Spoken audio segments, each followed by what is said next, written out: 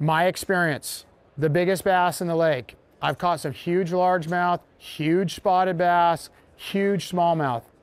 Never, except Clear Lake and the Delta, have I caught those great big largemouth on the bank. They're always offshore.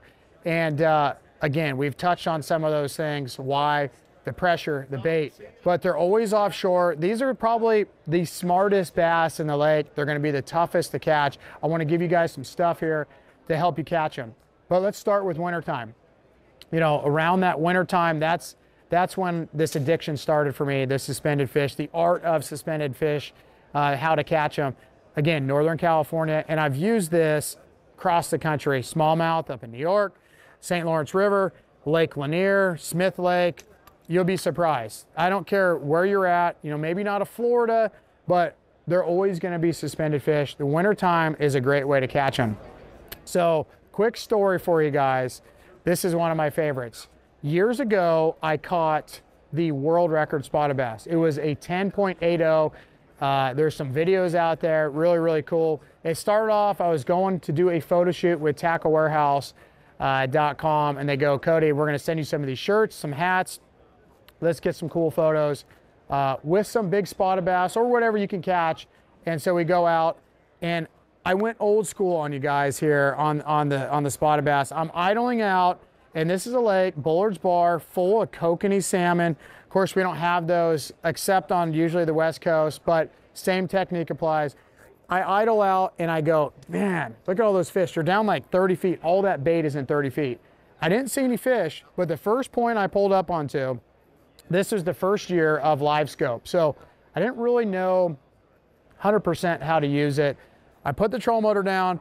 I'm looking around on the first point, and I'm like, hey, there's a bass. There's some bait, there's a bass. So I was throwing at the time little small swim baits, and that's a technique we'll talk about, but it's very easy to start with little small swim baits. The Kitex of the world, you know, the little Yamamoto swim baits, the 3 to 4 inch swim baits, light line, nothing huge. Again, some of the big swim baits are definitely gonna work, but those light, small, little tiny swim baits are gonna generate more bites when these fish are suspended, because a lot of times, again, when those fish are suspended, they're not really heavily feeding on bait. They might just be more aggravated, so you gotta coax them into biting. So I see these bass sitting out there, this one bass, and literally my second cast of the day, I hook up, it's a 6.66 spotted bass, a true trophy spotted bass. And this, I'll spoil the fun here, but this was probably my best day ever fishing in my entire life. But I catch that fish, we're 2 casts into the day, heck yeah, we caught a nice spotted bass. So as I'm fighting this fish, I noticed there was another couple big bass, you know, out roaming over deep water. And suspended bass, one thing to keep in mind, the bottom has no say in this. It could be 200-300 feet deep, it doesn't matter. They're gonna be somewhere in that water column. So we land this bass, we weigh it real quick, right on, let's throw it in the live well real quick, let me try to catch one. I scroll over out there, I see another big, you know, dot way out there, 60, 70 feet out there. And what live scope is, the forward facing sonar has changed bass fishing.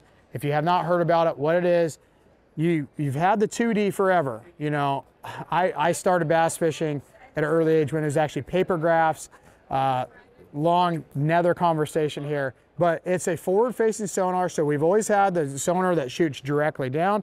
Now we have the 2D that shoots down, but you can also shoot out in front of the boat.